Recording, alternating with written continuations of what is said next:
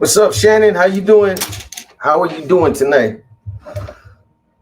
Wanna call it Shadow Pit? What's up, boy? You came out swinging, but you're right, and we're gonna talk about it.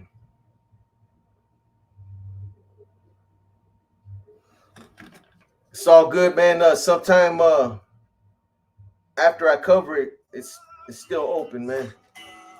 You know who I'm talking to. CEO of Annoying Cholos, what's up, boy? JRG, Poppy Pets, Paris, Choco Loco. All right, I got you. Mr. No Name 1994, Valsburg Crew 873. What's cracking with it? What's cracking with it, Rat? So you want to play those games, do you? Why don't you show yourself, man? Why don't you pop in real quick? Let me see what you look like, bro. It's all good, Sam, man. Like I said, when I get up out of here, man, or when I cover that, you can pop in after that. How old are you, man? Valsburg Crew.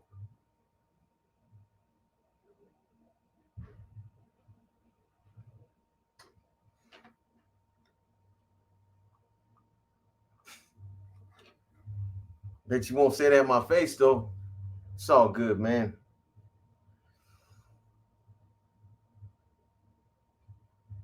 What's up, Dan Fuentes? Julio Solario? Paradigm Media News? Mad Max 408, Joe Zapata? Ronnie Delgado, Chicano Lifestyle. What's up, man? Shout out to Sanho. That's right, Shannon. M Star Media, how you doing? How you doing, Veronica? I'm glad to see you. I'm glad to see that you tapped in. I send mines to you and your significant other. Close your game. What it is, man? What's up? B23 and former El Palmetto Santo 500. Damn. That's how we doing it. VC Lodi up in this biatch. What's up, BB? The drunk investor.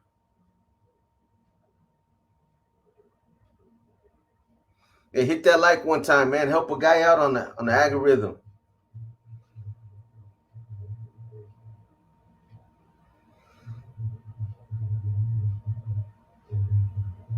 That's right, Raymond M. Hit that like one time.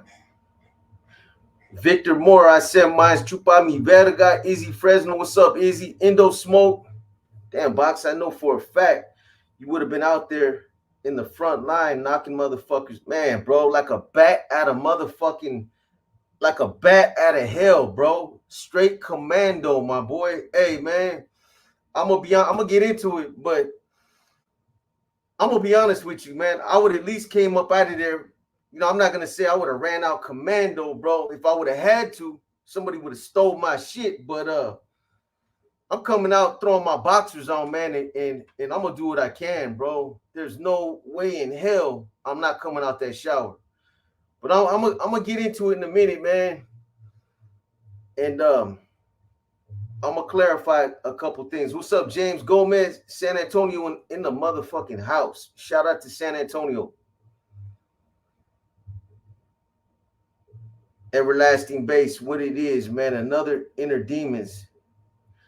Yeah, man, it's about to get all the way live in the next episode, bro. The next episode should piss some people off. Real talk. I mean, for those of you that are really into it and are lightweight familiar with the politics, man, the next one is gonna be a good one. What up, Richie Lokes? What's up, Robert S1? What's up, my boy J boy? Why did the NR let the NF fold them? It seemed like the NR had stronger beliefs for the people. I don't know, man. I'm not gonna. I don't know if I can go that far and say that you know, and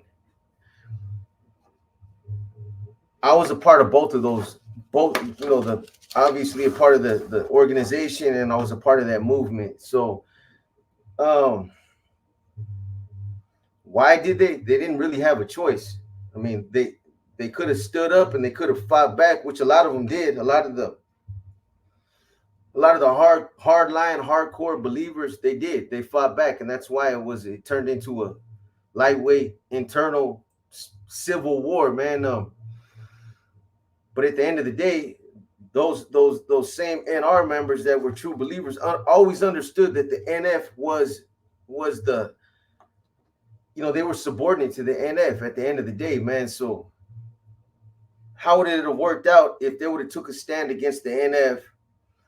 And how do you go on and exist like that, man? I mean, the NR, it still exists today. It never really went away, man. A lot of people don't understand that. It in theory it did, theoretically it did, but it never really went away. It went away for like 1 year, from 97 to 98, 99. It filters were going out saying that it was no longer an active movement, but really the only thing that changed from that point on is the titles, man. And there was a reason behind it, but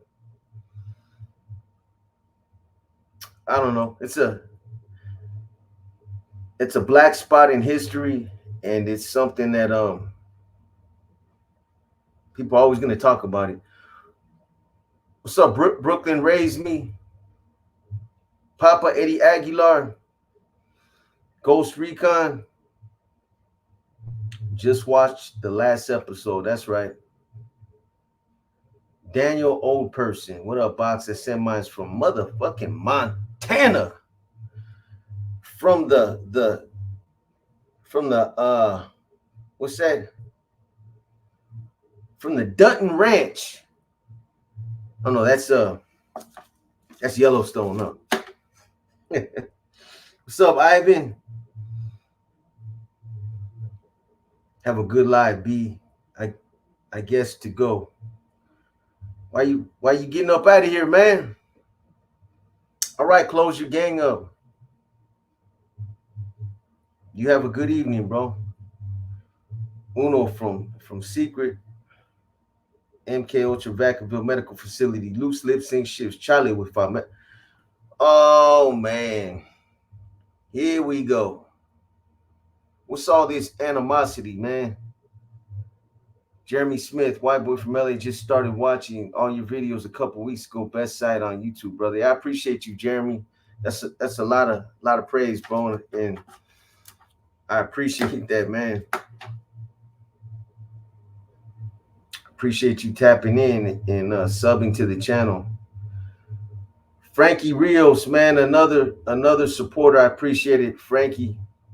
You know what it is, homie. I appreciate it, man. Everybody that supports the channel, believe me, it helps, man.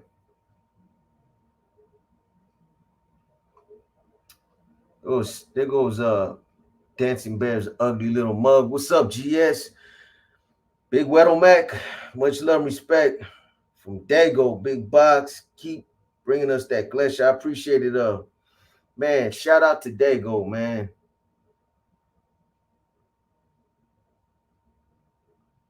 Indica Delusion. That's right.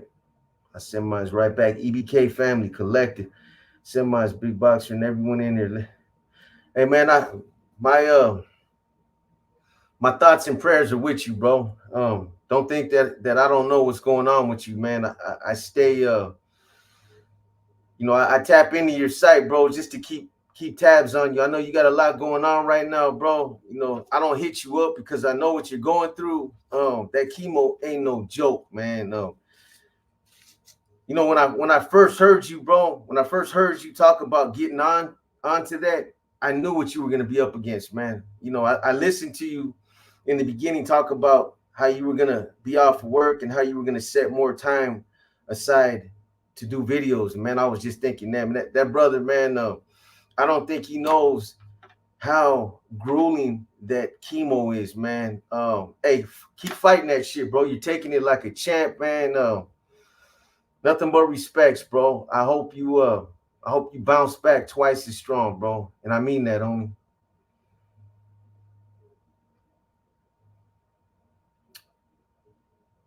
What's up, Stockton, California?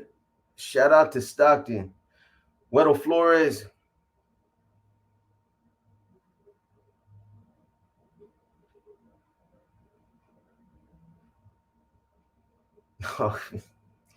Here we go, man. Sandman, I'm gonna have to give you another round, bro. Sandman, Sandman.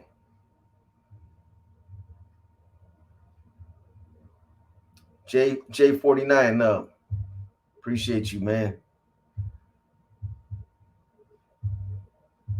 General Lynch would be the first one swinging in that situation. Yeah, he'd be the first one swinging, all right. He would have backed up his soldados. Yeah, just like a 8-leg blue belly crawdad. He would have been out there swinging.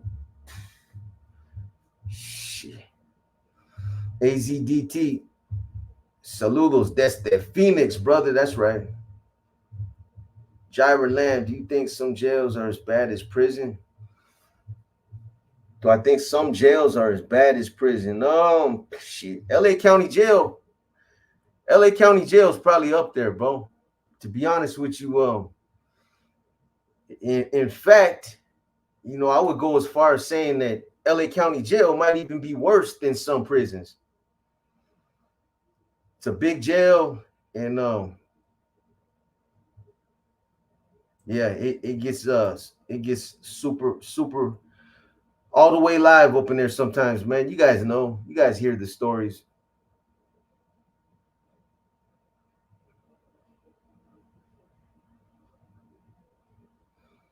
That's right, Ivan. I appreciate it.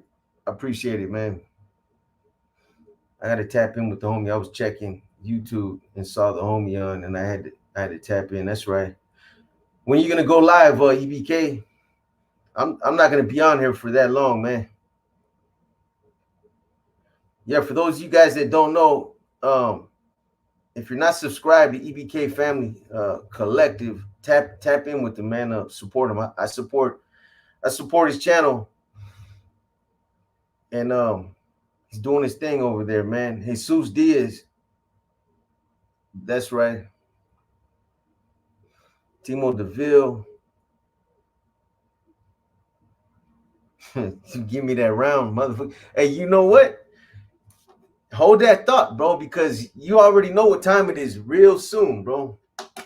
Real soon. Bigfoot for real. 831 in the casa. Joe Bonanno 415, yo box. Were Central American homies treated different from the Mexican homies? Were they chastised or seen as less? It's always portrayed as a Chicano movement. Nah, I didn't experience that. Not within the, you know, back in the 90s, early 90s, it was all about raza. It didn't matter. We embraced everybody, and that's real.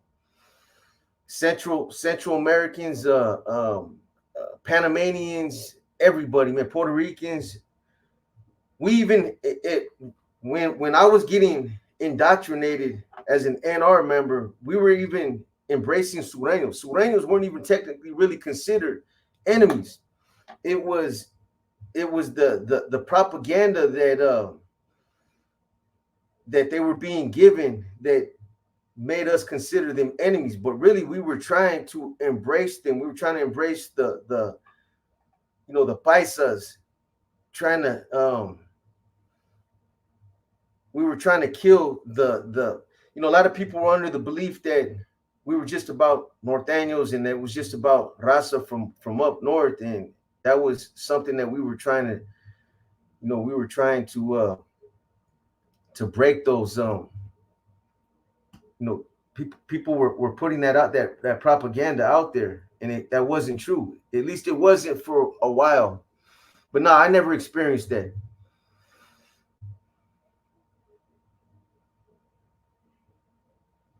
I didn't know big box, but I got this. It's hard and it breaks me at times, but I got my little ones that I got to do it for. I appreciate everyone that has me in their prayers. I appreciate that real talk. Yeah, bro. I knew that. I knew that you didn't know. You know, I was I've been you know, supporting you over here, bro, in my own little way, man. But um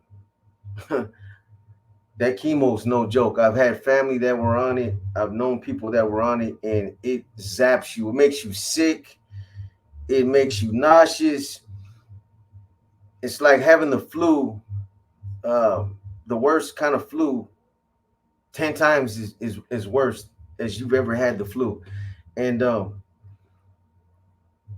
you know, chemo's it's crazy, man, because it's poison. It's poison. Your body rejects it, but it kills the cancer. So I mean, it's like, man, you need it, but at the same time, man, it's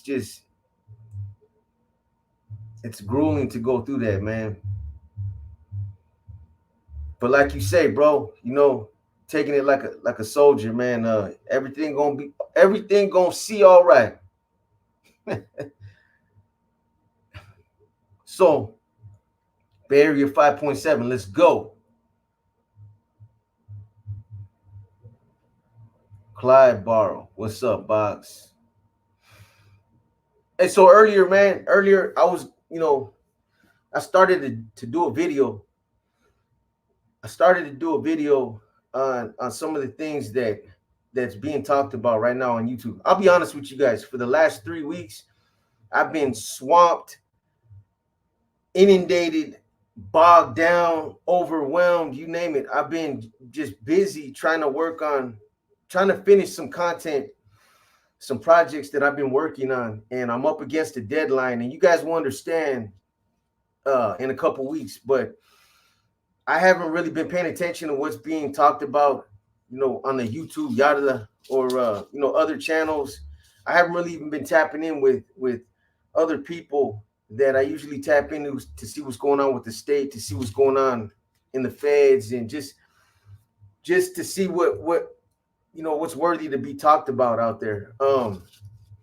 I just been doing my own little thing. You know, I wouldn't have even known that this situation allegedly occurred in the state had Josh not got it, you know, had he not called me, reached out. And you know, Josh called me. I seen some of his live. He mentioned it in his live that he reached out for the purpose of bouncing some scenarios off of me. And you know, he wanted some feedback before he did his live, just some clarity on some issues. And you know, so we had the conversation. It was a good conversation. You know, one thing about Josh is you know, I got an immense amount of respect for him. He's a sharp, articulate dude, man.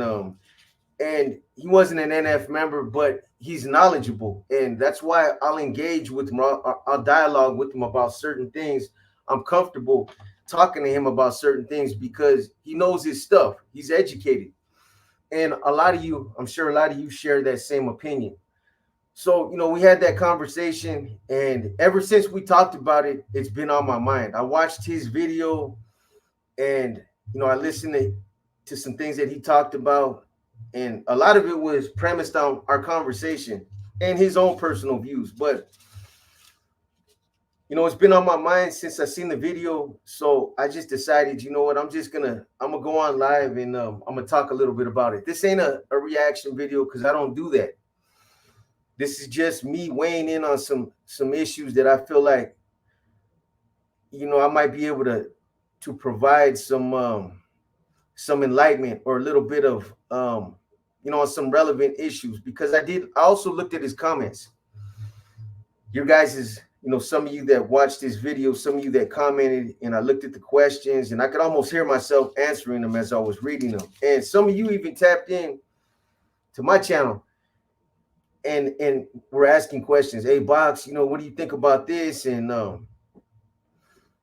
you know, I can't wait to hear what you got to say about it. And I'm gonna just say this, man. You know, I'm gonna talk in general terms because I know Silencio.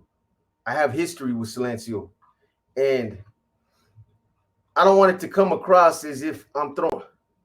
Well, Flores, I appreciate it. I'm backed up on the comments. I appreciate you, man. Real talk, man. Supporting the channel. You as well, Salvador Zavala, man. Both of you brothers, man. Thank you. I see you, Skeptic Tank, Al, everybody that supports the channel, Chevy Loke. I see all you guys, man. So I'm gonna speak in general terms.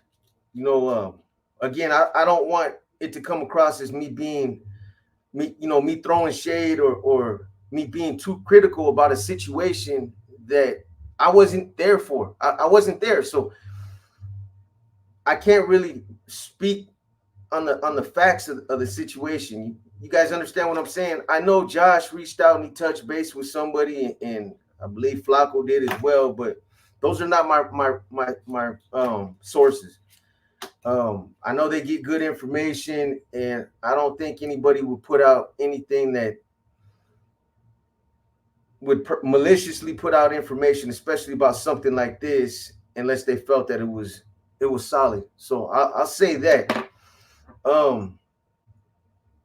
I'm gonna just, there's a couple things that come to my mind when I think about this, man. I'll tell you guys like this. Everything that's going on out there on the main lines right now, a lot of the stuff that's going on, it is completely different from when I was out there. I mean, they flipped the script. The politics are different. The mentality is different. Obviously, the agreement to end hostilities, that's changed the dynamics across the board. It's nothing like it was. There's all kinds of things going on in the state right now. You got the pilot program that kind of comes into play here. For those of you that don't know what the pilot program is, dealing with death row, it's basically a pilot program. Gavin Newsom has been trying to dismantle the death penalty in California. He's been trying to abolish the death penalty for the longest. Everybody knows that.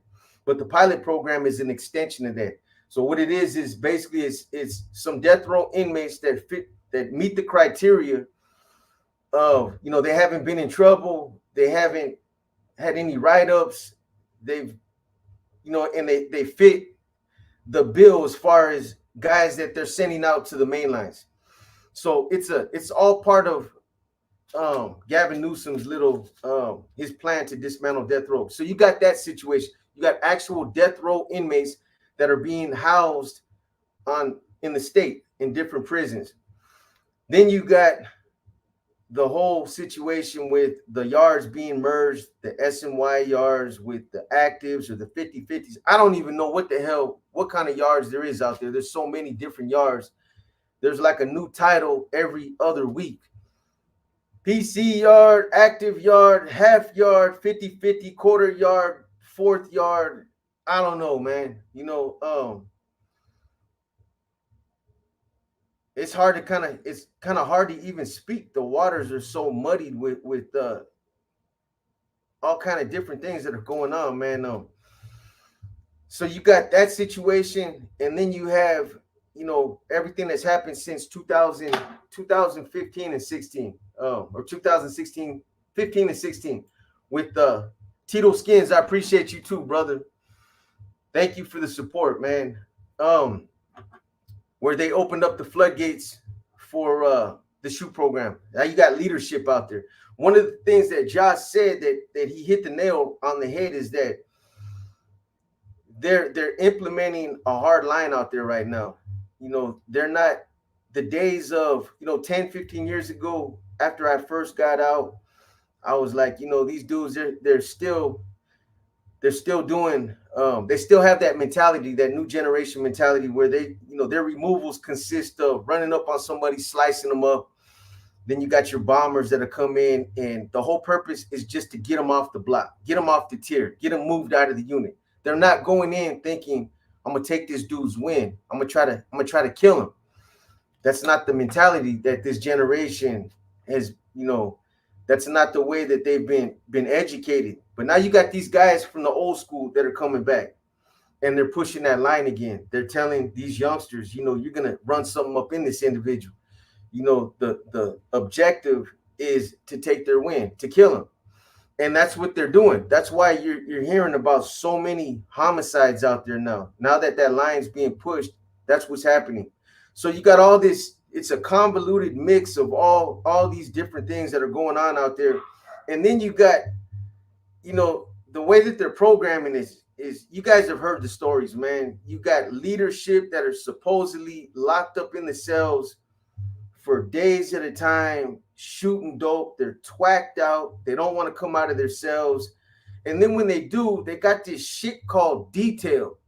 Man, I'm embarrassed. I'm serious. I'm embarrassed when I hear about it because to me, I think it's ego based. What kind of NF member is going to walk around out there on the yard with 7 or 8 youngsters shadowing everything that he does? It's like, look at me, I got status. I can understand if, you got somebody to post up outside the shower. When you're going to shower, you're in a compromised position, or if you guys are busting down. But to just have bodyguards, the rock star red carpet treatment out there. Every time you come out the cell, you got 5, 6 youngsters posting up around you, escorting you to the chow hall. Man, come on, man. It's crazy. And I understand that there's enemies out there. I understand that the threat level is real. You got everybody's out there. All the leadership is out there from all the different Mexican Mafia, ABs, the BGF, and the NF. But so what? There was enemies out there when we were out there. It's the same thing. But I didn't have 7 or 8 youngsters, escorting me around the yard. I just think it's kind of weird, man. But so obviously a lot of things have changed out there on these main lines, and it's just it's different from what I remember. As far as just answering the direct question, is so what I think about is this, though. The reason why I mentioned the pilot program and the state right now, as it is, everybody knows that they're spread thin as far as leadership. Good C's that have been around for a long time. A lot of them got taken out. A lot of them dropped out. A lot of them are gone. So they're far and few out there. And when one does hit a yard out there, they're valued. I understand that. But there's a line. There's also a line. It doesn't matter. The individual is instrumental, is an instrumental part of the leadership. So what does that mean? Does that mean like if something kicks off that he's allowed to sit out? Does that mean he's exempt or he gets a hall pass not to participate? I've heard different stories about how this went down. First it was shower was open and that's how it happened. And and then the shower door was locked, which it changes the dynamics a lot.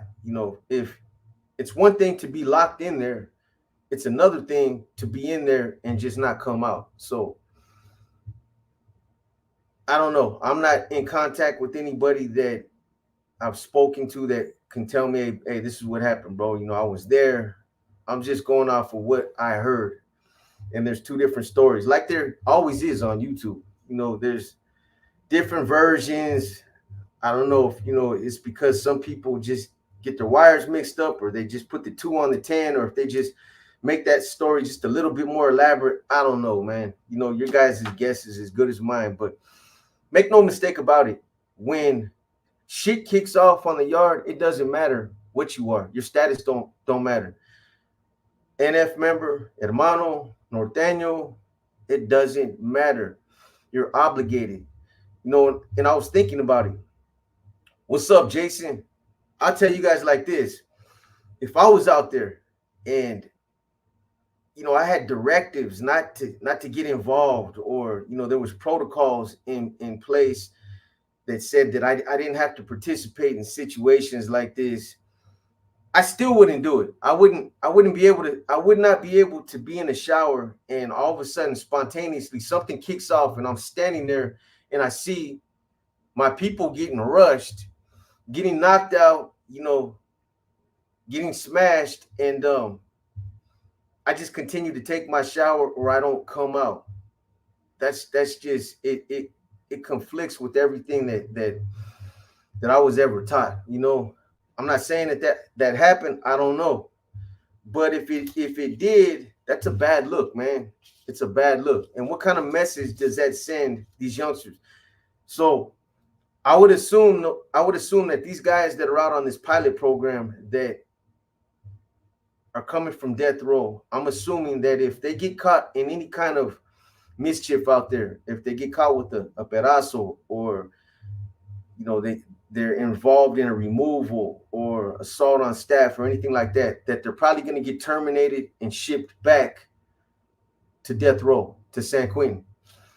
I understand that, but does that still justify somebody that's that's out there that might have slid into a position of leadership, top leadership?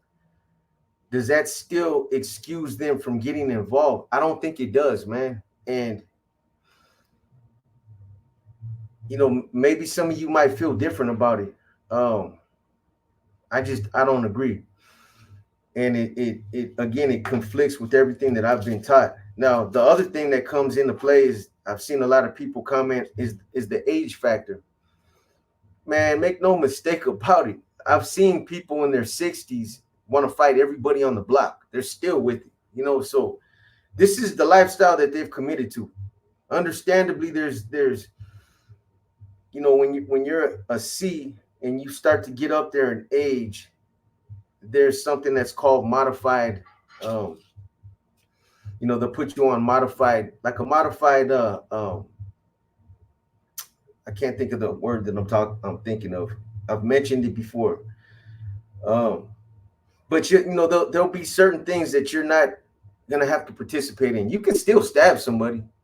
You know what I mean? You can still be an advisor. You can still offer your knowledge. So you're never gonna be able to just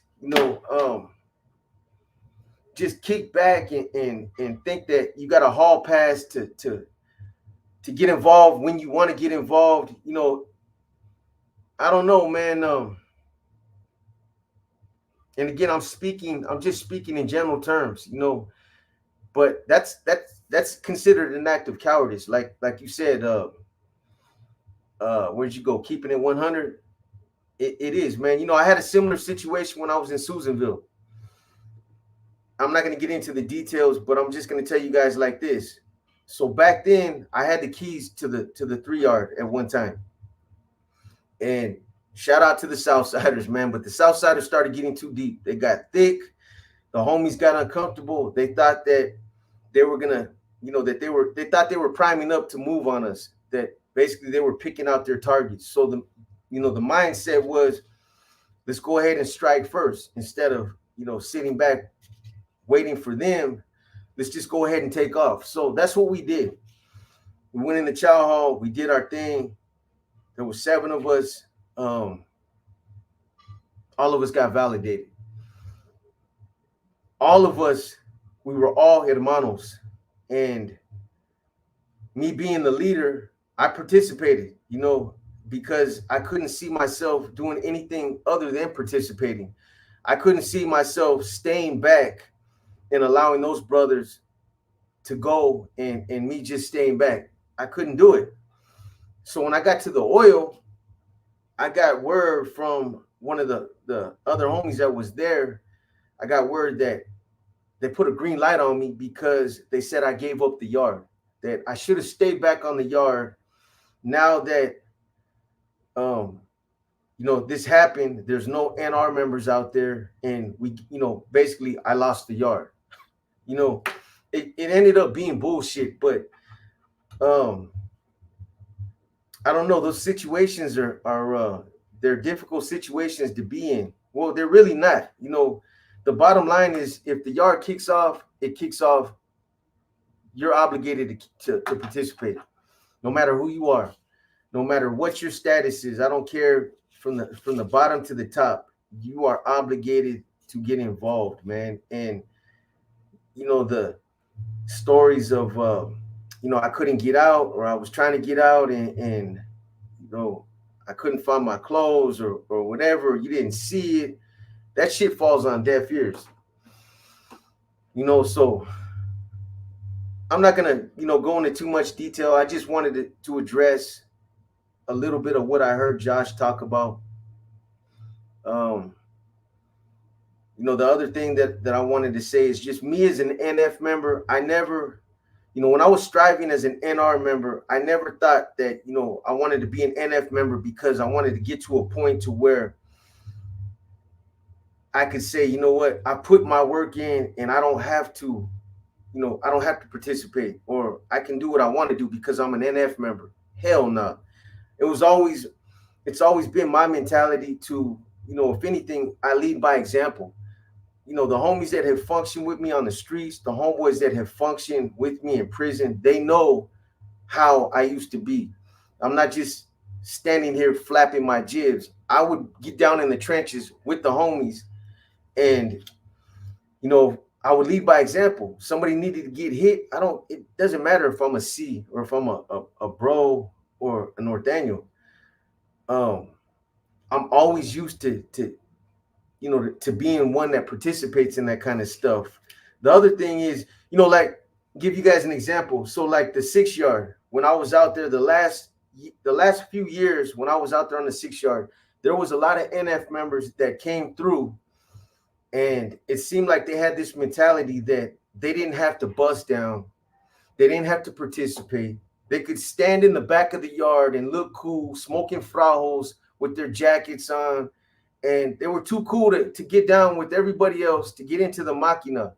Man, that machina, when it was time to bust down, I grabbed my towel, take my jacket off. I'm either going to get up in there in formation, or I'm going to get up in the front, because that's just the way that I've always been, man. So I guess some C's that they think that when they get status, when they think, when they get that kind of power, that they can make decisions that are above the law.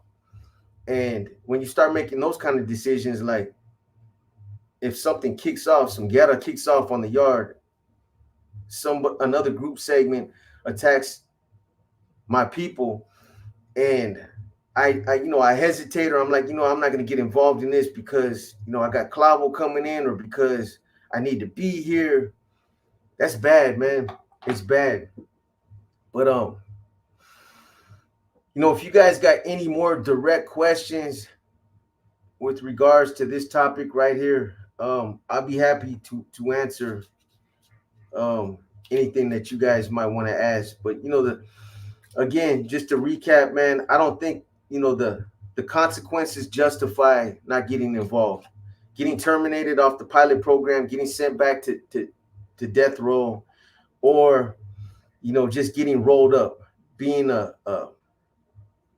somebody that, again, is an instrumental part of the leadership. I understand there's not too many C's out there like that, and they're valued, and that if they lose them, they're looking at the bigger picture. Shit might fall apart. They might get taken advantage of out there. There's a lot of dirty politics that have been going on out there that, I keep my ear to the ground. I listen to it. I hear what's going on, and some of it's mind blowing, man. It's mind blowing. What some of these C's are allowing to happen out there.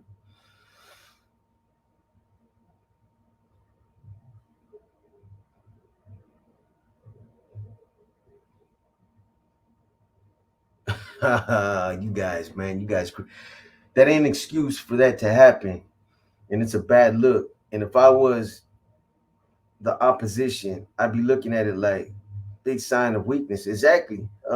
Straight up, I'm with you on that, Big Figures. I agree. And then the other thing, this other whole argument about certain individuals if they get touched, it's complete just war. It's all out, full-fledged war. Why does that matter? Hey, if they hit a norteño, the youngest norteño with no status, that's enough right there, in my opinion. So it shouldn't be like, well, they hit leadership, so it's worse. It's that's about as bad as it can get. They took out a leader, they took out an NF member. I never allow myself to think like that. If you guys understand what I'm saying, if somebody got hit by an enemy, it didn't matter who they were, what their status was, it was just as bad as hitting somebody with status. So I hope you guys understand what I'm saying, man. There's no excuse for it though. There's no and I believe that there's C's out there that know better. They know. So we'll see what happens. We'll see how it plays out. Again, I'm just speaking in hypotheticals. You know what I mean? Yeah, it is. You see that? S1. It is, boy. That's my new. That's part of my man cave right there. Check it out.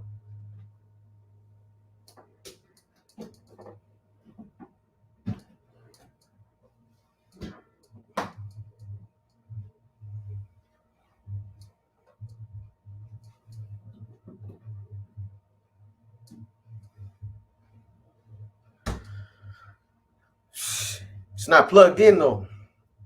I'm not gonna plug it in for like another week or two, because I don't know if when it got shipped, if they turned it upside down, and if they do that, the oil starts it'll mess it up. But yeah, you see that, checking out my little background. I kind of flipped it, man. Too bad that wasn't directly behind me. It looks kind of cool. You need that? You gonna pay for it, boy? You don't even want to know how much it costs, man. I thought it was as big as my rocks, not the rock star, the monster that I have down there. I thought it was just as big, man, but it's a lot smaller. Still cool though. It lights up. It's got wood paneling on the side, man. Get up out of my little spot, man. What else you see back there? Does the age of the sea make a difference to you? Like, nah, I talked about that a little bit below. Nah, it I mean, if you're talking about somebody that's in a wheelchair, you're talking about somebody that, I mean, they're old, they're on crutches, and they're old, man. Then it's a little different. But I don't believe that's the case, bro. Me being familiar with, I again, I'm not talking about Silencio, but I know Silencio and he's in his 60s, but he's a young 60, if that makes sense. So he doesn't fit that bill. You would look at him and you would say, yeah, he's an older dude, but he's still with the functions. He doesn't look like an old, washed up old man. Not at all, bro. But yeah, somebody like that,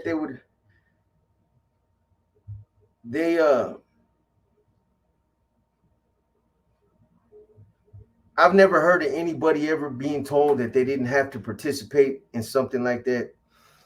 Even a lot of these older guys, but it's a little different when you plan something and everybody knows their role ahead of time, and you guys are getting ready to go put them, put the move down on somebody. It's different, because you might not tell that old man, hey, you're gonna have to participate, or you're gonna be with that first wave or whatever.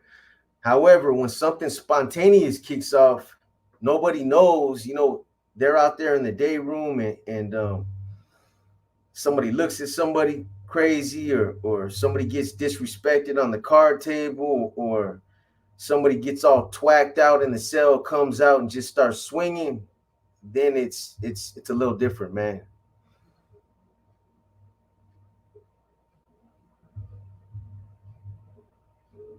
Yeah, I appreciate it, M Star Media.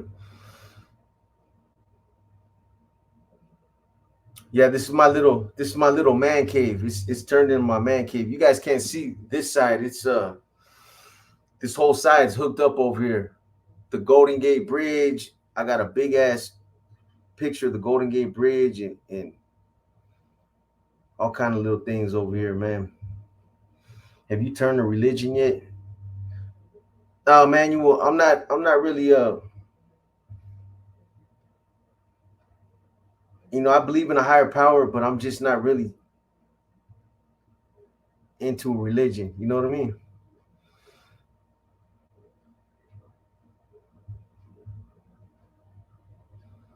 For this platform, all your content, some I remember I was in the Bay back in the mid 90s. Bring back memories. Army Dad 94. Yeah, yes, sir. So I mean, back in the 90s, it was a lot different, man. San Francisco beer manufacturer closed.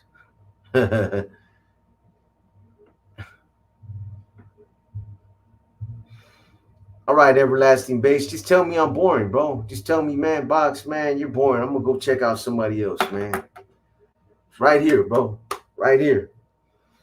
It's all good, man. I'm gonna get up out of here in a minute. Anyway, well, maybe not. 192. I might stick around for a minute. M Star, I'm feeling my 44 years. Lucky Loco, what's up, boy? Show it one time. Show what?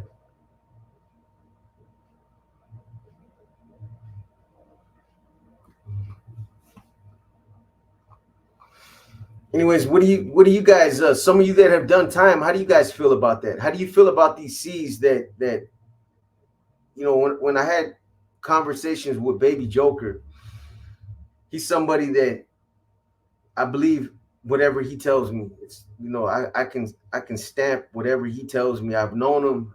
We've worked together, so I'm comfortable to say that I take his word for gold. And some of the things that he was telling me out there that were happening when he was out there on the main line before they hit him.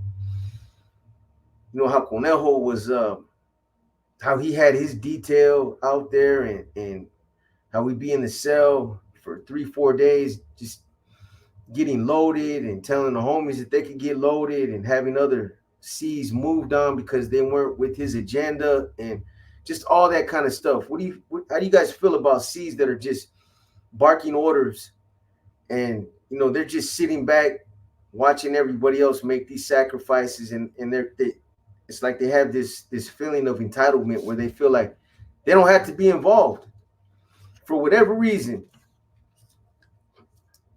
I'm the metal. I'm a big NF member, and I do what I want to do when I do. You know what I'm saying? That's We've never been like that. And I say we just for the sake of this live right here. Sometimes I make the habit of saying that, but Box, can you drop something on Operation Crimson Tide? That's old, but I thought I did something on that. But yeah, Juan Zaranda, it's abuse of power, right, Lucky? It is straight up, blatantly. And how do you justify that? How do you justify that to the youngsters that are watching? They're watching. The C's are out there. They're out there moving around on these main lines. They're watching these C's. These are supposed to be they're supposed to lead by example. And that just sends the wrong message, man. It sounds like the military where dudes get a certain rank and feel like they're above getting their hands dirty or doing their actual job. Yeah, straight up. That's what it is. I mean, what do you guys think about these details, though? Do you think that's I haven't been out there since they let all these guys out of the shoe program, but I was in the shoe program with all these guys, so I know who they are, and I know the caliber of individuals that are out there now. I understand that, but my thing is, there's been enemies out there. the 90s, the 80s, it was a lot worse than what you're seeing now. Right now you're seeing it coming back. It's starting to come back, but prison was still, it was different. There was a different feel about it. You walked out to a yard and you can feel the tension out there. That all that kind of, it's over the years it kind of died down. It changed. A lot of people fell off, people got deemed. When we know the higher ups will put in work, it makes all of us much more willing to do what needs to be done. Exactly. That's why I've always led by example. So if you sees on the yard don't get along and have their own little crews, where does that place them in a hole? Or who makes that call to let them both know it's bigger than their personal issue? Shit, I believe. I mean, in a situation like that where there's dissension out there on the yard and they don't get along and they have their own little crews out there, where does that place them in a hole? I mean, it's still they're out there together, regardless to whether they got their little, their little crews and there's separation out there. Still, if something jumps off, they're still Northaniels. That's still their people, regardless of the fact that there's those lines out there. The division is out there. It's still everybody is obligated to get involved when something kicks off out there. It's like that's something that's, I mean, that's one of the first things that you learn, man. Why are we even talking about this right here? But again, I don't know the details. The story changed. It's a lot different when you're in the shower and you're able to come out. That's completely different from you're in the shower and somehow the shower gets locked. How the fuck does that happen? Your part of your detail gets knocked into the shower and he pulls the gate or something, the gate closes and boom, you're locked in. Is that convenient or is that just, I don't know. I don't know.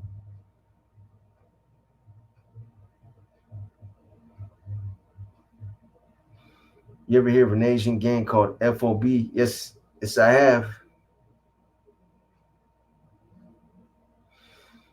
Yeah, I heard about him. A random dude. I have heard about him.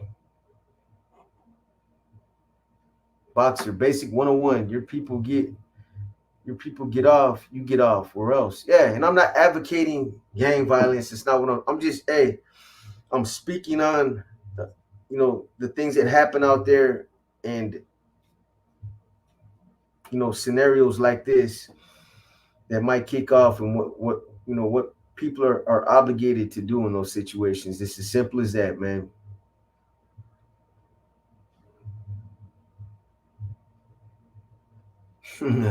If and when I got to go to war, I want my name to be remembered. How old do you got to be exempt from exercise? Also, what if someone is super obese? Are they exempt? Hell no. I used to make them big fat motherfuckers get over there in the corner in the cat shit. Those are the ones that used to hate me, man. Those are the ones that used to hate me, and I say that with a little bit of humor, because I mean, in all actuality, they used to respect the guy because I'm trying to build you up, man. You know what I mean? But um, if I seen somebody that was heavy and they were struggling with the machina, I would go out of my way. They would know that after the machina, after we do that group machina, I'm calling you to the corner with me because I'm gonna bust down with you. You're gonna bust down with me again. Um, I understand though that somebody that's just really obese can only move so much, man. I'm not trying to kill somebody. I'm just trying to help, build you up, man, help you lose a little bit of weight. But as far as the other part of your question, how old is too old? It depends. It depends on the individual. You got some people that age very well. They've been incarcerated for a long time. They spent a lot of time in prison, and they weren't out there on the streets abusing drugs, and that makes a big difference. And you got some dudes that they age, man. They're like in their 30s and they look like they're 60. So it depends, man. Every individual is different. When you see that somebody has all kind of ailments and they're struggling, their legs hurt, their shoulders hurt, you base it on every individual their self. There's some guys at 60, man, they're still doing hundreds and hundreds and hundreds of burpees. I can tell you, like Mad Dog. Mad Dog is a good example. He's one that at his age, he's still a machine. And he's getting up there in age. All those guys, they still take pride in their physical ability. So a good 60 or a bad 60. It just, it kind of depends, man. And then there's not nothing written. There's no protocol for something like that. It could depend on the individual that's running that house too. You might just be an asshole and be like, I don't care how old you are, man. You're gonna get out there and you're gonna bust down. Like I said, I wasn't trying to kill nobody, man. If homies used to come out there and tell me all the time, it was like they had an ailment every other yard. My toe, I got an ingrown toenail. I got my shoulder blew out. I got a stomach ache. I got the runs. My back hurts. You name it, man. I got calluses on. I got blisters on the bottom of my feet. I heard it all, man. Boxer trying to motivate you to get you moving, just like those lift videos, Jim. Yeah, that's all it is, man.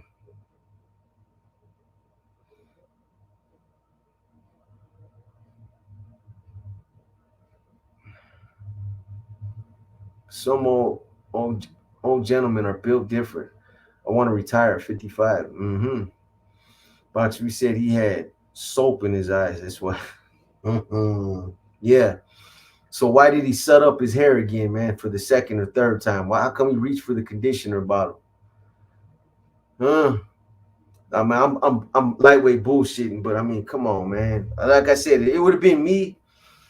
I would have came out of there like a bat out of hell, man. The only way, I mean, I'm throwing on my boxers and I'm coming out unless somebody stole my shit. I'm coming out commando, but somebody's getting jumped on, butt ass naked, or I'm getting knocked out butt ass naked.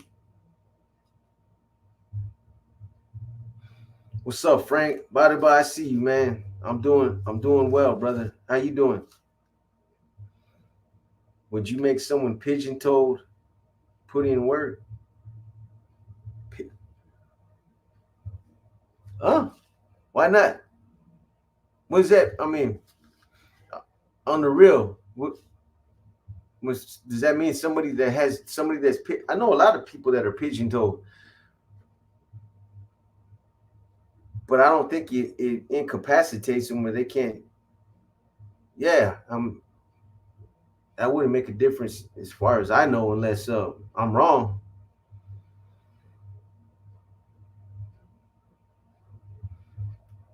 Pigeon toe is not a.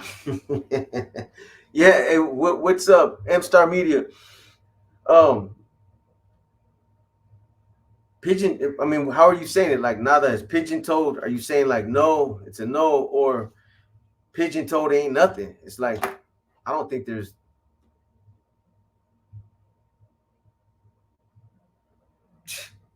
Man, check this out, bro. Anybody that continuously talks about their junk, that's the motherfucker that got one like this big, bro. You know what I'm saying? You guys ever see that movie Austin Powers, or that Chinese dude that I don't remember what movie it was, but the dude somehow he got naked and fool had a big old bush and dropped his shit and he had like a little mushroom. Somebody that's constantly talking about how big their package is, that's what they're working with, something like that. So I'm not fooled by that, man. You know what I mean? Somebody's always talking about I got 11 inches. What kind of person talks about something like that anyway? You know what I'm saying? That I don't even think that that kind of stuff's funny, man. Somebody that does that on YouTube.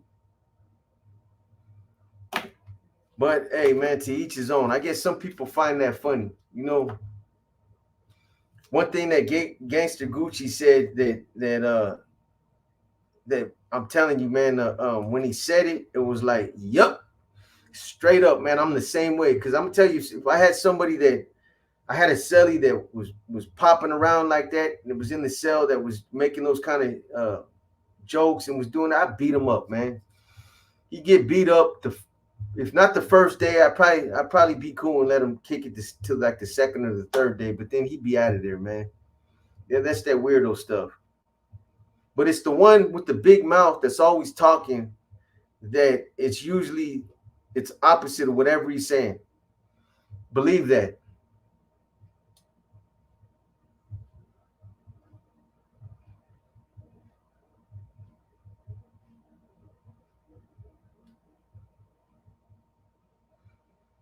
Would have flew out of the showers doing a Ninja Turtle headspin, helicopter punches, and donkey kicks. Boy, helicopter kicks. Hell yeah. Like that guy that would shave with no boxers. Joey Fernandez, Joey Cakes. Joey Cakes, man. Knew it. I was right, man. Ruby Red Lopez, hand pink waving. LASD. LASD have pine nuts. Boxer, my question. Oh, my bad, my boy. You know, if he had the yard, do you think maybe they thinking protect the bag leader? I'm just saying, could that be their new mindset? That's what I was saying though. S1. So when you think about the consequences, right? The consequences of somebody like that getting involved, understandably, they're an instrumental part of the leadership. And if you take that individual out of the equation, there's gonna be some fallout behind that. They're gonna lose somebody that has a lot of influence out there, but somebody that is valuable, right? So I understand that. You know, about the bag, I don't think that's really neither here nor there, man. That's not a reason.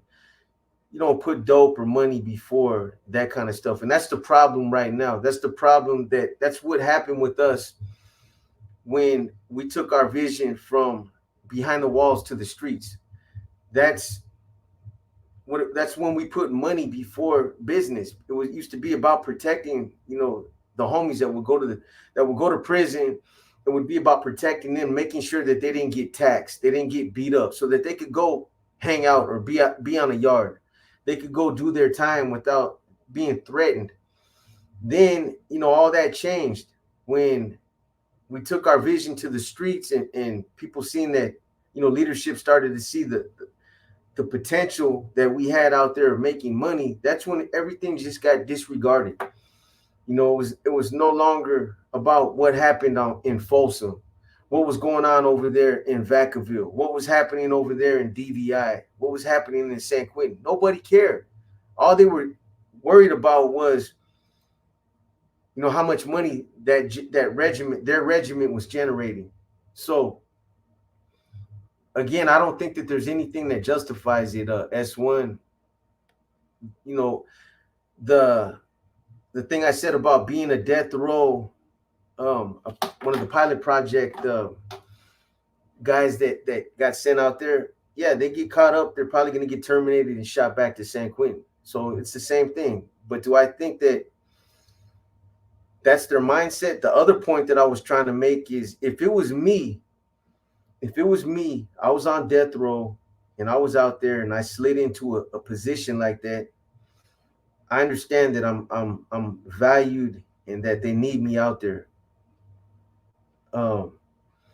But I also know myself well enough to know that if I'm in the shower, if I'm anywhere, it doesn't matter where I'm at, chow hall, shower, yard, wherever, and something kicks off and I see the homies getting stomped out, I'm not going to be able to just protocol, um, policies, my personal, just me the way I am is gonna override all that. I'm going out there and I'm getting off, man. I would rather get off and get rolled up than to have people speculate or look at me like, hey, what the fuck happened with B, man? How come B was right there? So that's what we're doing now, you know. So I don't know, man. If that is the new mindset, it's a bad one. It's a bad one, man. Just add that to all the rest of the stuff that's going on out there.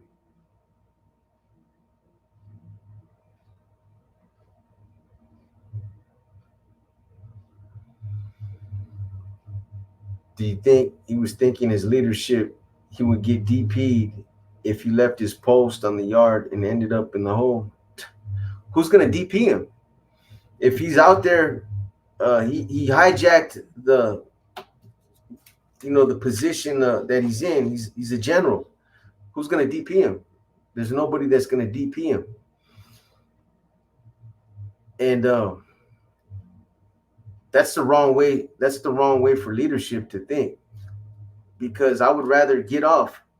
That's what I was talking about in Susanville. That was kind of a similar situation. I wasn't an NF member, but I was leadership out there, and I'd rather get off with the other hermanos than to stay back. I would feel like a piece of shit. Stay back by myself. Everybody else got off, and I stayed back on the yard. Yeah, I understand it's important to keep a presence out there. I understand, but that yard, eventually it's gonna recover. There's somebody else gonna pull up and they're gonna establish that yard, and but I'm not gonna base it on that. Just at least not me myself. I never would have.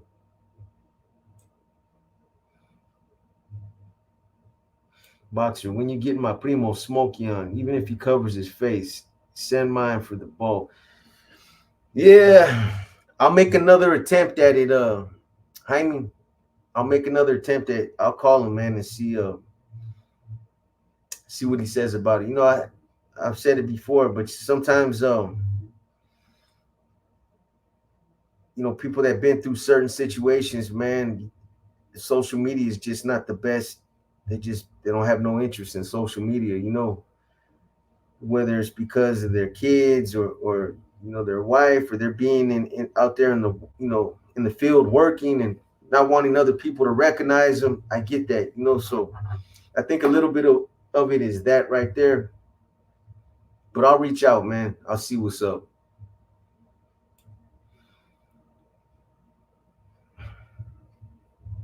I remember homies that would come out with all these excuses they were made to do. Cherry pickers just stand in place.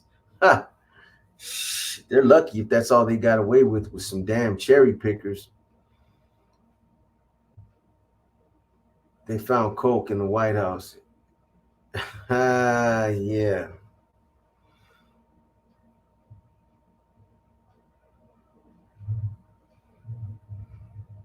What about the ones who always talk about how small their junk is? Well, I don't know. I can't call that one. I think maybe they're just some honest people. I just know that the cats that are always talking about, what I mean, they're working like that. And get that, shut up, man.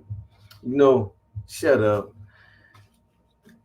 I mean, you over there working with 3 inches, a 3 inch mushroom, man, and you over there talking. Well, why are you even talking about that? You know, Not you. I'm talking about somebody else that's even on YouTube talking about that. Why? Edward Arteaga.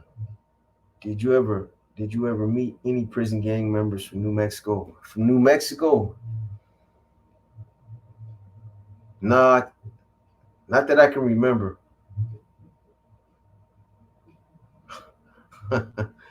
J1650. Here we go. Oh, M Star Media. I hear you. Typically, that's the way it goes, boxer. The loudest, exactly. That's the term I was trying to think of. The loudest one in the room is usually the weakest. I see right through all that. What about the ones? I'm reading the same comments. Sanho Lifer. Orale, M Star. What do you think about people sleeping around after getting married? Like, oh man, hey, I mean, I know what you're talking about. I seen Adam 22, his wife, and the Africano that she had in that video. That he's something else, man. He's a TikTok a personality that's full of himself, man. Oh boy, he's a baller too. He's got money. I think he's a model. But as far as what I think about that kind of stuff, man, I mean, hey, to each his own, man. Whatever floats your little boat. You know, some people take the union of marriage serious, and other people they don't. You know, some people go through an entire life looking for love, and they never find it. Some of them they do. They get lucky and they do, and they hold on to it. So I don't know, man. It depends on you, your beliefs, and what kind of person you are, man.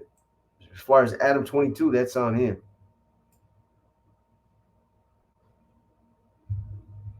Heard this black guy say that if the numbers are even in a riot, blacks always win. What do you think about that?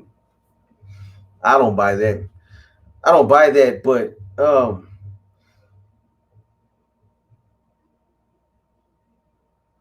grew up with a lot of blacks, man. I grew up with a lot of Africanos, and a lot of Africanos, man, they're bruisers, they're brawlers, man. But you got a lot of raza that are you get the right individuals, and I don't know if that statement would apply. It could apply in most situations. Who knows? Those kind of blanket statements, though, I don't think it's true. Again, it just every scenario is different. Every scenario is different.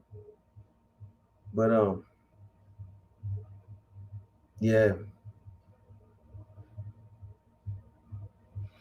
boxer, you don't have a green light for talking about things that you do. No, man, I put green lights on people. I don't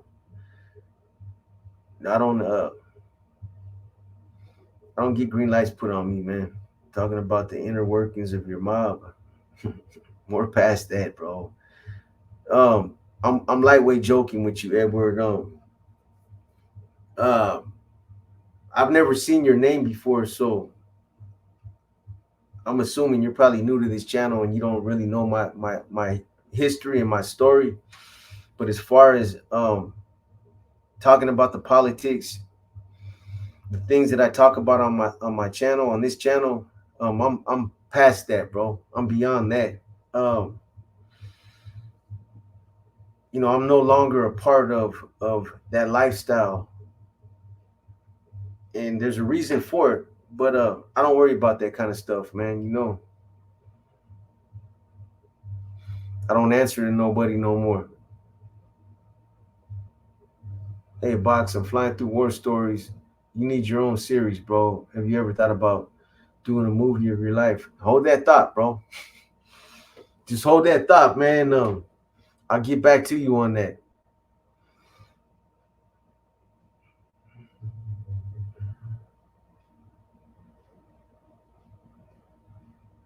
That's a done deal.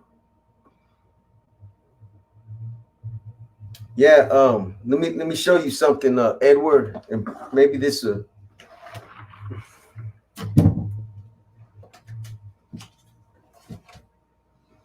so see that right there? That's my book, bro. I wrote that book. So I'm an open book, literally. Um, maybe that kind of answers your question right there. Maybe you thought I was still active, but I'm no longer active.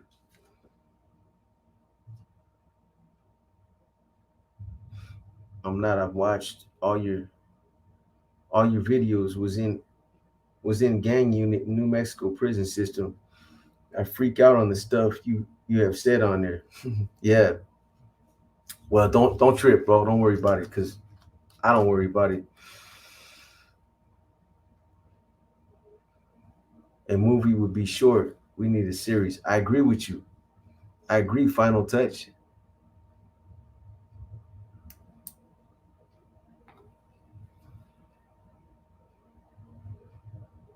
Ezekiel Rivera, man, I appreciate it. Hey, you guys trip out on you guys. Any of you guys like the Mayans? You guys watch that series? Did any of you guys see the last episode of the Mayans? That was a cold ending, man. It kind of that shit kind of hit close to home right there, man. Ezekiel Rivera, man, I appreciate you, brother. Thank you, man, for supporting the channel. Yeah, I hear you, Edward. I know what you're saying, bro. How can I order a book? So get at me on this email right here. This email is specifically now for books. Um,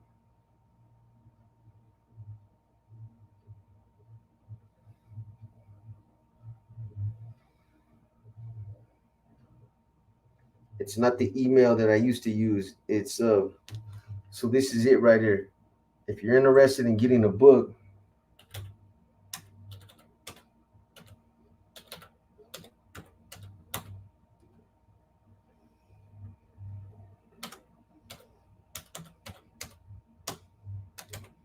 fucking blind, man. Up.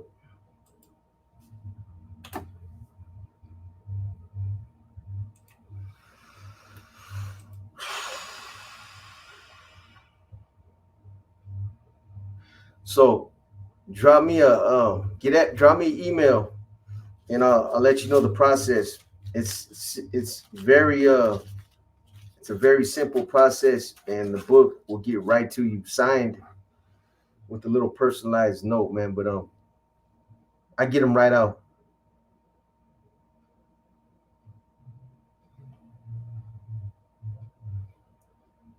Did the get did the GoPro come in yet? Are you going to do a bike?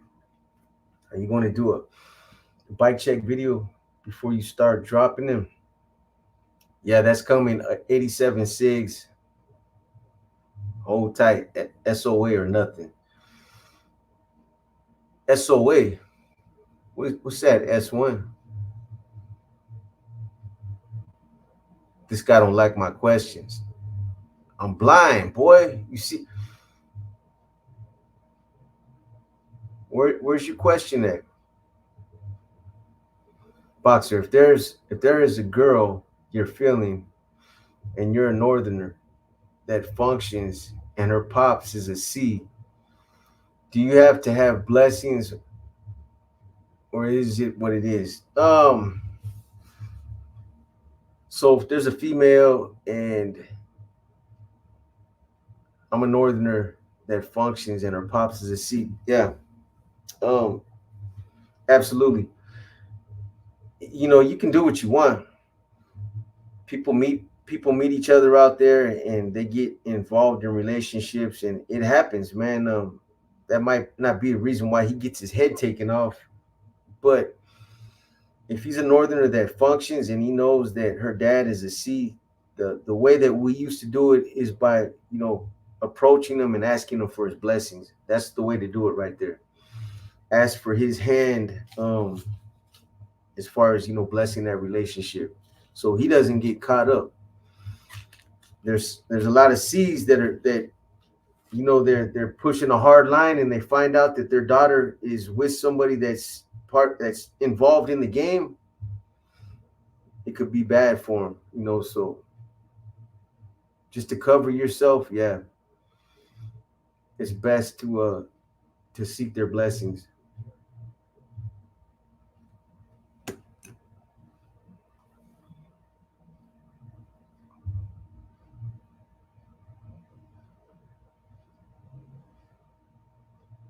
Oh, SOA or nothing. Oh, okay. Sons of Anarchy. Come on, boy. Hey, but S1, did you see the final episode of the Mayans though? Did you see it? Did you see how they did Easy? Bro, I knew when I was watching that episode, I could see that they disconnected from Easy when as soon as that last scene popped in where they were sitting at the table. I knew that they were gonna do something to Easy. I could just tell by I could just tell, man. You know, I got into that series. That was a pretty dramatic episode right there. Imagine being in a situation like that. Your brother, they bust him out and they tell your brother, hey, you want to walk out of here, motherfucker. You know what I'm saying? You're going to prove your loyalty. Get with it, or you're both going to go. Damn. Crazy stuff, man. But like I said, that kind of hit close to home right there. Fresh out the box. Hey, box respects as always. We'd like to hear your thoughts. And if you ever contemplated pleading your case, yeah, I'm fresh out the box. I've crossed lines, man, that can't be uncrossed, bro. You know, um, the Bay, you know, it doesn't even make a difference no more. It's what's done is done. But you know, they do know what happened though. They do know, but things happened after that that are just they're unfixable. They can't be fixed. So no, I've never thought about it. If I was crazy enough to believe, if I was crazy enough to think that I could send something up there for the purpose of damage control or to salvage myself, and I was to take anything that came back as being legit, boy, I walked right into that same trap Easy walked into, straight up. You know, so nah, man.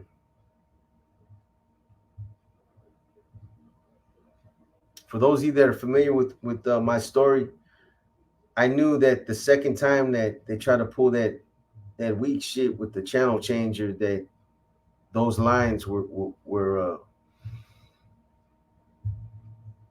I could never give my trust to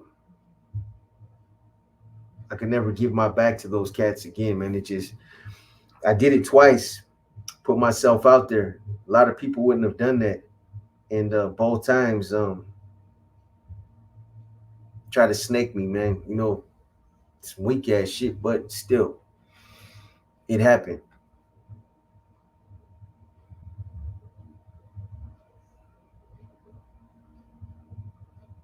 Post some pictures of that weight pile. Post some pictures of that weight pile. It's not on the community. What weight pile are you talking about, Rome? Mines is a spinoff of SOA. Yeah, yeah, it is. I watched SOA too.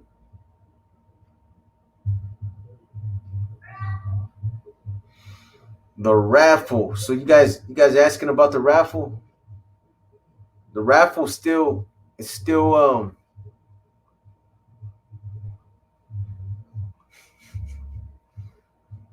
where's S1 at, man?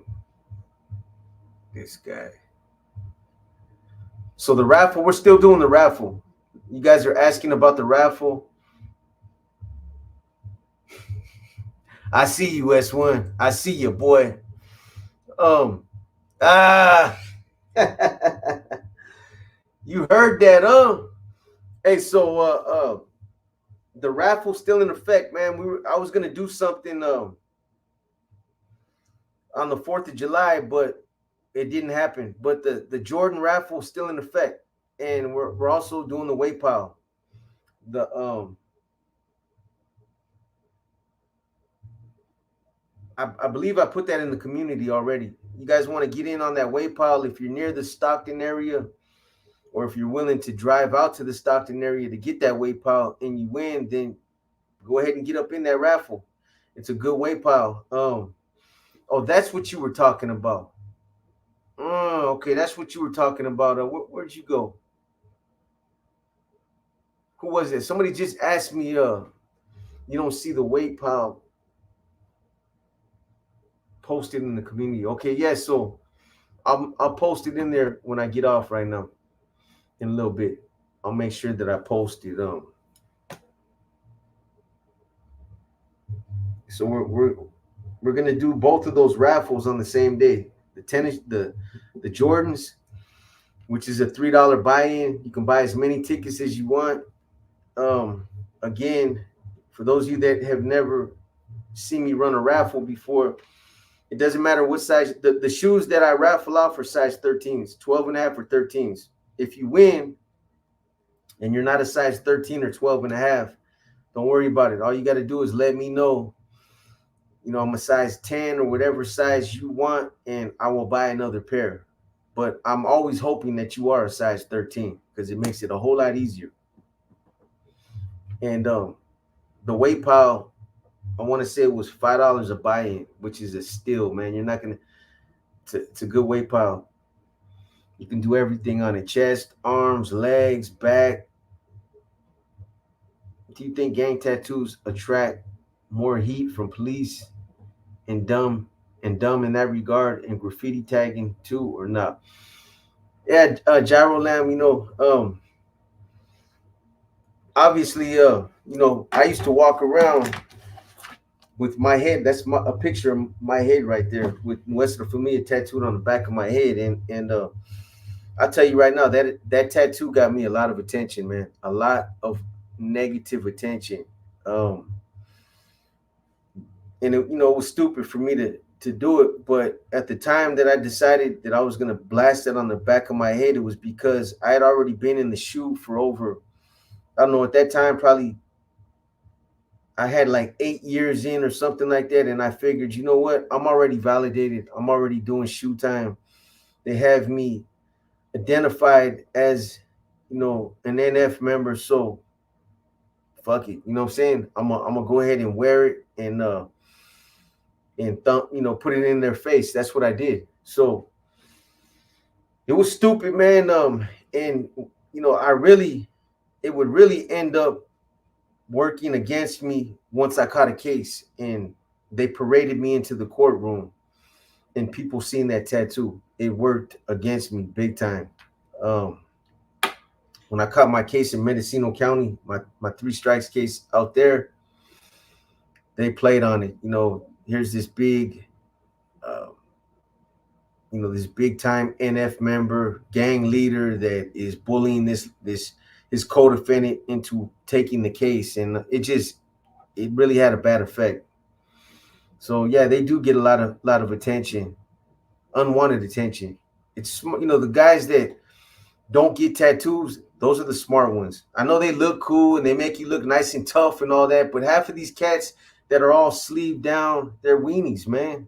Straight up, they just think that these tattoos make them tough, and it doesn't. It's all the stuff you have on that exterior stuff that you have. Uh, it doesn't make you tough. It makes you look tough, but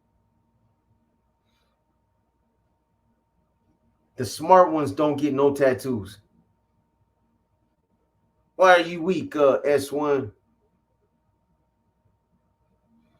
Hold up, man. What?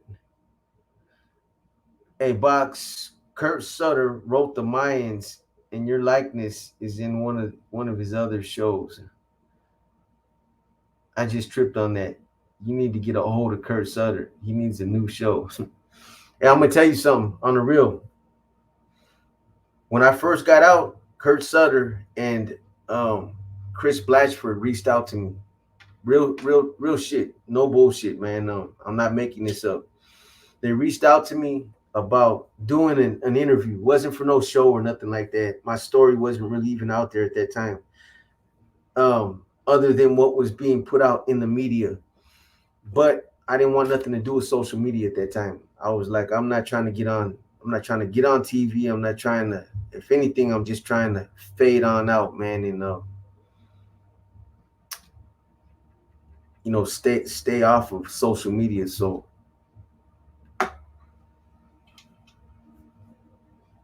I wonder what would happen now, though.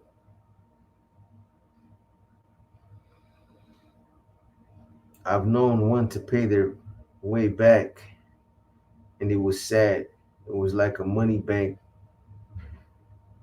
on ATM, probably. So it ain't worth fixing your name, if only to pay and look like a joke. Yeah, PG and Goya, but on that same note though, um, even even if something like that was possible, how could I justify it in my own mind and really have that kind of fire that was burning in my heart back in those days? How could I justify the things that I did myself and still be okay with it and still embrace that mentality, embrace that belief system, and it would just look funny, man. It would look, I don't know, it would just look like I would look like a hypocrite, so even if it was possible, man, it wouldn't be something that I would ever think about doing. Tattoos nowadays, a sucker with the paint job. Yeah, straight up, S1. Not everybody, but a lot of the times these guys will get these tattoos for those reasons. So they can look tough, man. When really they're really not tough.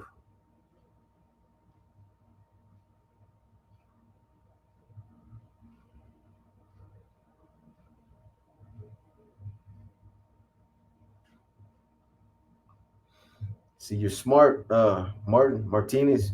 Smart, man. Like I said, the smart ones never got no ink. And you don't need to let nobody know where you're from. You don't gotta advertise it. You're just exposing your hand.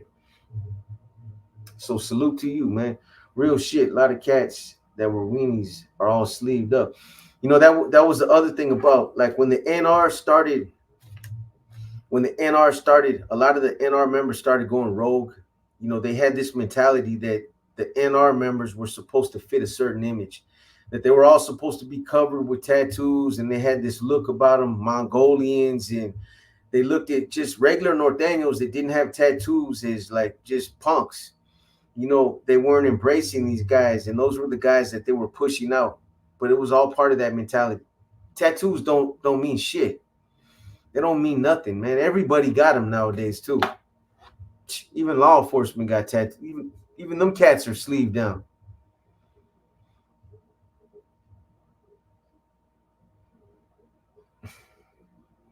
Anyway,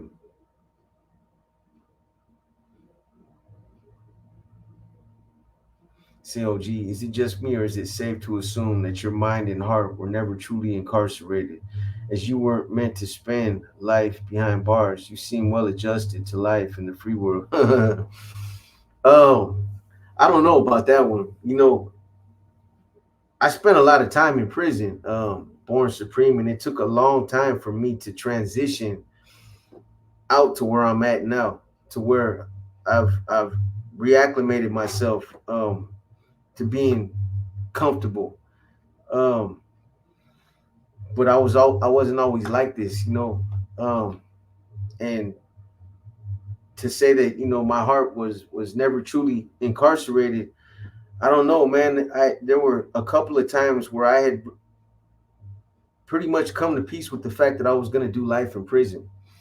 So I don't know, man. I guess I've adjusted well because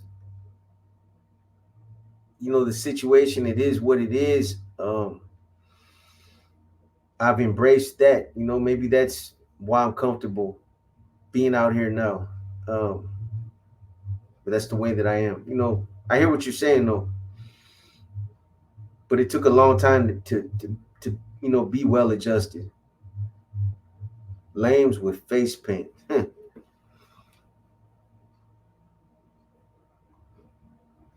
The face tats are off the hook. I like the old days when Southsiders were the only ones with them. Yeah, I had some myself, man. Niner Empire, I see you, boy. Hey, I appreciate it. You know, I know who you are, man, and thank you for supporting the channel.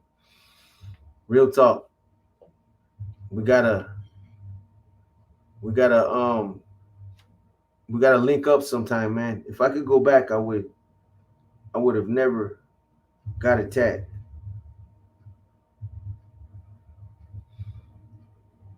You need to double. You need to double back. Then your story is real life. Kurt would have a hit show, and I appreciate the final touch. Um, yeah, just hold that thought. Hold that thought for a couple more weeks, man.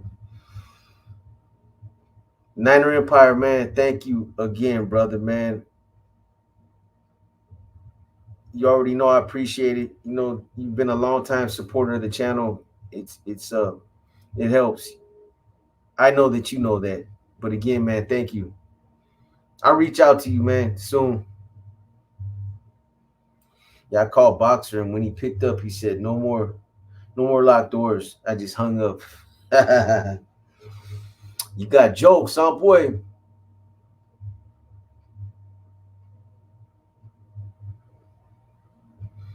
That's one. I think that butterfly on your lower back looks great. You got one of those you got one of them stamps back there, S1. Is that how you doing it now, boy? Uh Look, man.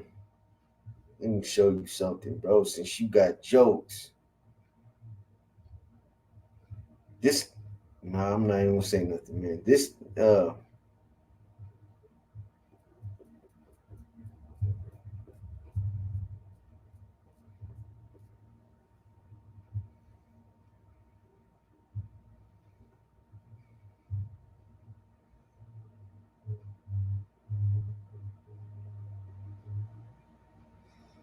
you're gonna see the resemblance right here.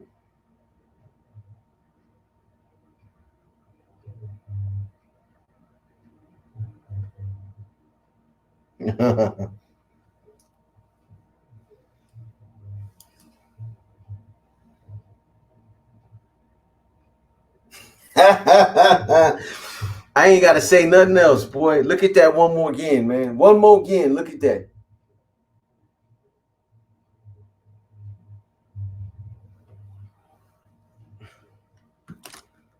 Bucks, you want to start? I will glitch for the next 2 months. No, you won't. I'll come over there, boy. I know where you at, man. I'll pop up over your back fence with a BB gun, homie.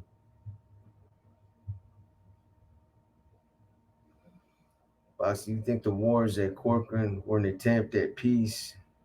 Like, they'll get tired of fighting and call it truce? Nah, I don't. There was a peace attempt after those Corcoran shoe wars in the Bay. When I was up there, that's when old man Rafla was involved with Black Jess and some other cats. That's when they got Pete Wilson's advisors involved, and but I think the Corcoran shoe wars I think it was legit. It was just CDC putting mortal enemies out there together, knowing what was going to happen. There was no call for peace, never. Yeah.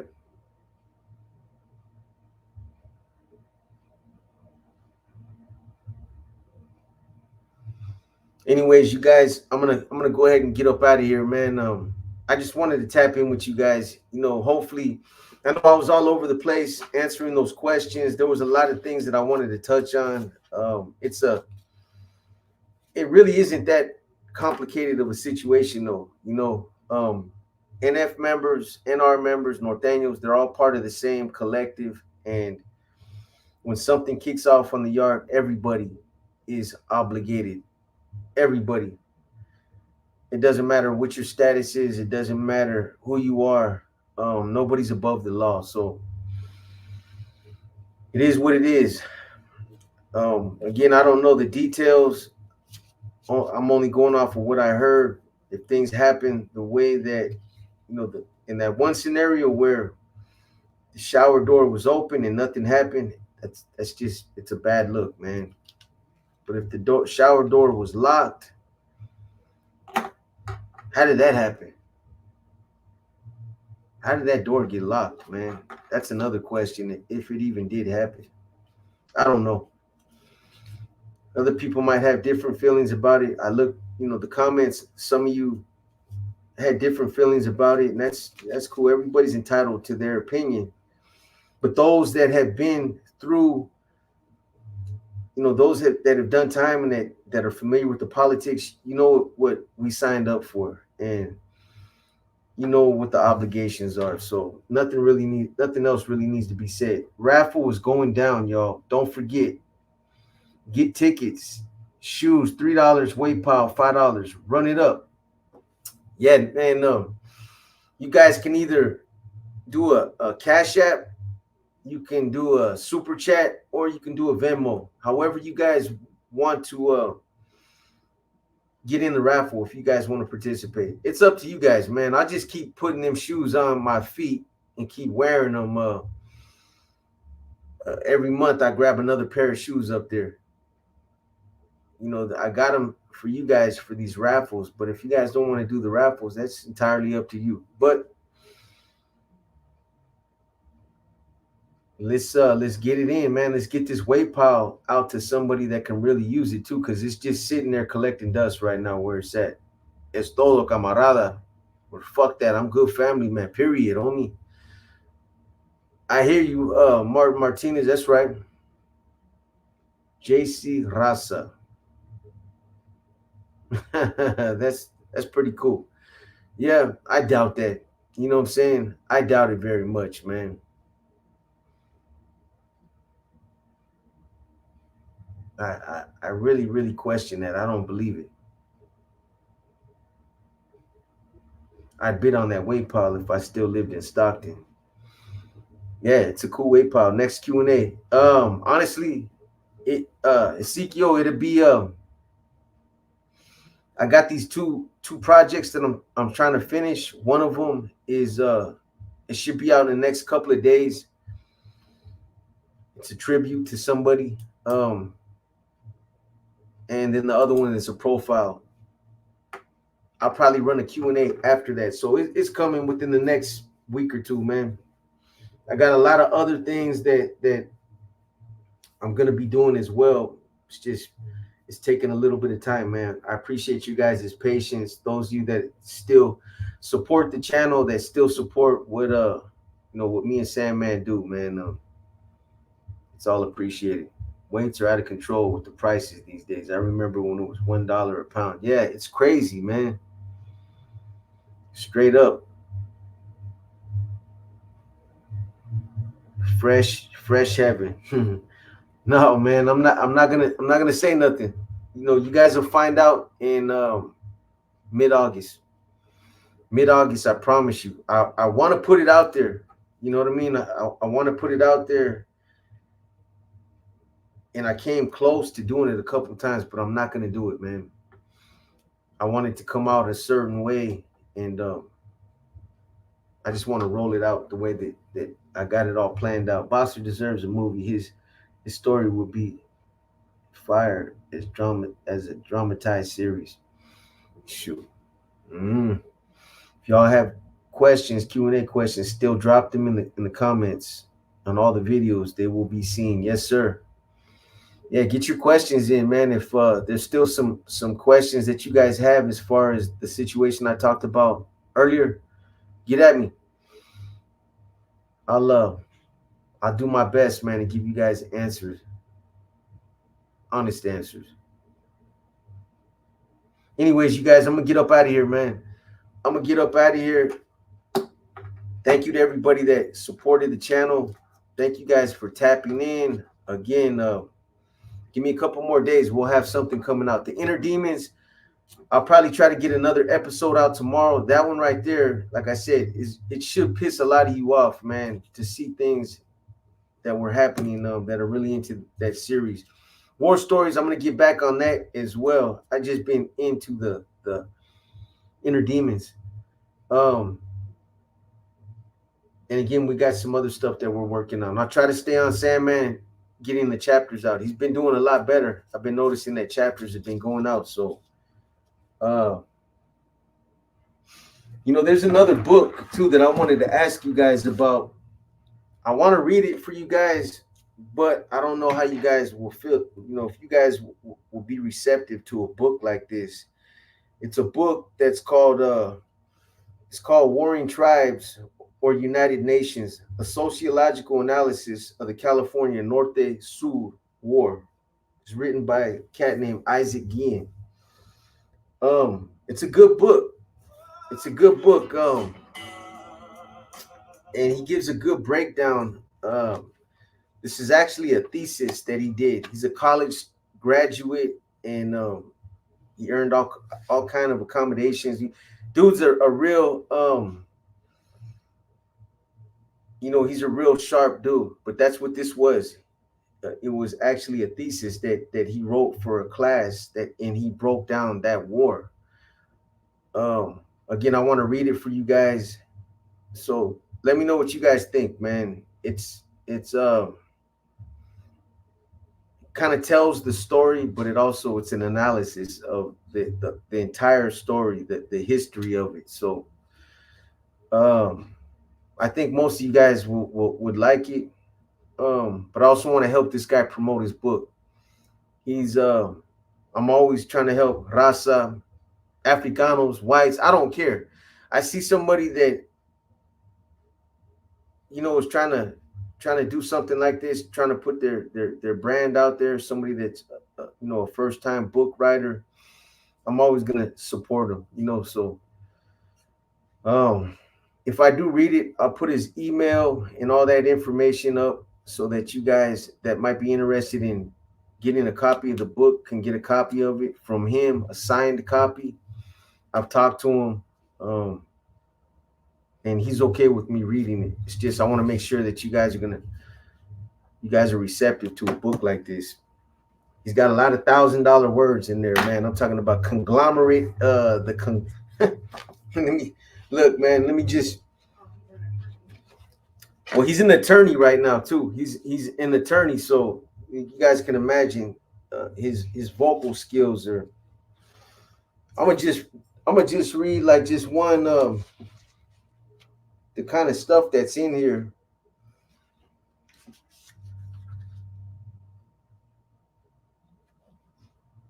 So the title of my honors thesis was Warring Tribes or United Nations: A Sociological Analysis of the California Norte-Sur War. I explained to my professor that I came up with this title because on the streets of California, the Chicano gangs would fight against each other, ergo, the warring tribes. However, all that changed once these Chicano gang members entered the California penal system. These gang members would then have to unite under one of the Chicano these gang members would then have to unite under one of the Chicano conglomerate gangs known as the Norteños or the Sureños, thereby creating two United Nations. Because I wanted to be thorough with this research, I started at the beginning, before the origins of these two Chicano conglomerate gangs. My preliminary study found that the onset of the Norte Sur War started in the late 1960s in the San Quentin prison between the two Chicano prison gangs, the Mexican Mafia and the Nuestra Familia. So to be able to tell the complete story, I started with the two Chicano prison gangs. So that's just like a paragraph, but that's what it would entail. It's an interesting read though. Is it the same guy that was on the Homie Hangout? I believe so. Frankie Rios. That's actually how I found out about this guy from Josh. So I want to say, yeah, I didn't see the episode, but I'm gonna say that it probably is. Box, do you think the state is gonna look at silent any different? I don't know why, but I feel like the dudes in the feds are more real. I don't know if understand what I mean. Oh, I most definitely understand what you mean by that.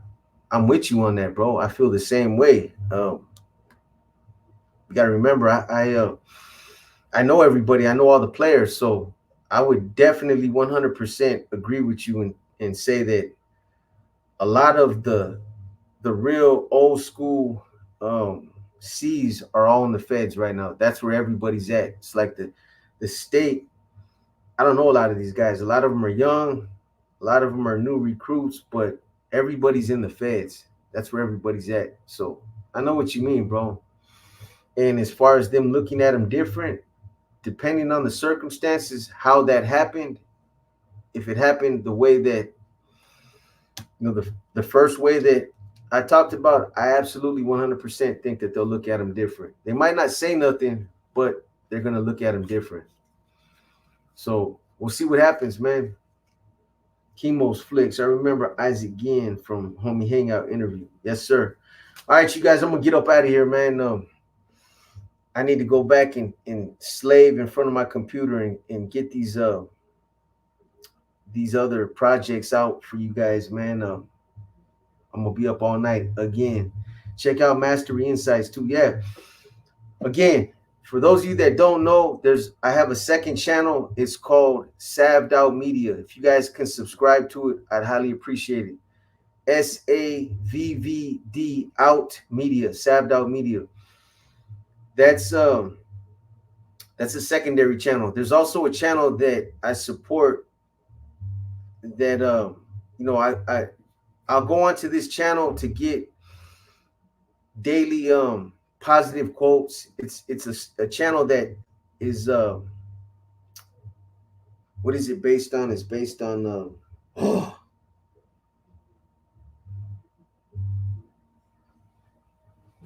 man, it's right on the tip of my tongue, but it's just not coming to me right now. I'll tell you right now.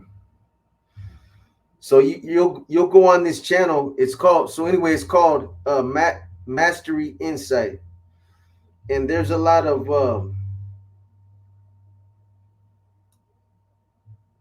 you'll find stuff on this channel that it's on stoicism. That's what it's about.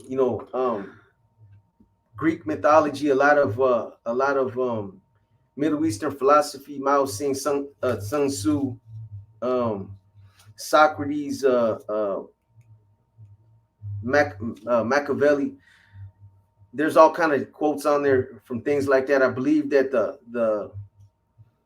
the 48 Laws of Power is being read on there. So it's a good channel, man. If you guys can reach out and also subscribe to that channel, it'd be highly appreciated. This guy just flipped his channel and he's building it, and it's a channel that we support as well. So do that. It ain't gonna hurt you guys to subscribe to it. Just subscribe, man, and but check it out. You might actually be interested. What's up, Smokey the Local Bear? I'm getting up out of here, man. I've been on there for 2 hours already, bro. So I don't know if anybody else is on right now, man, but I'm out, man. You guys have a good night. Again, thank everybody that supported the channel.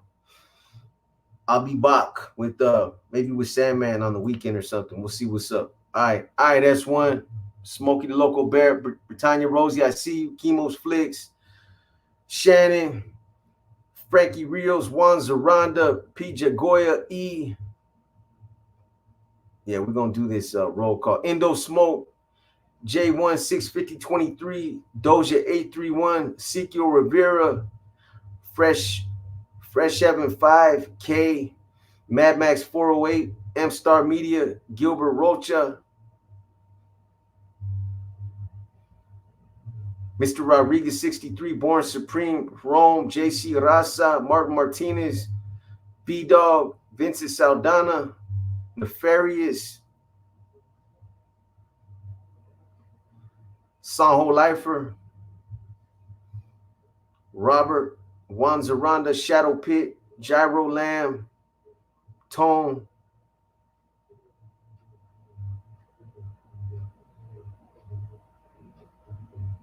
Alexander Salazar, JR,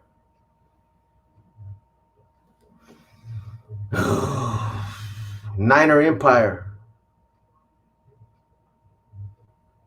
S1, No, Pancho Zapata, Chupa mi verga.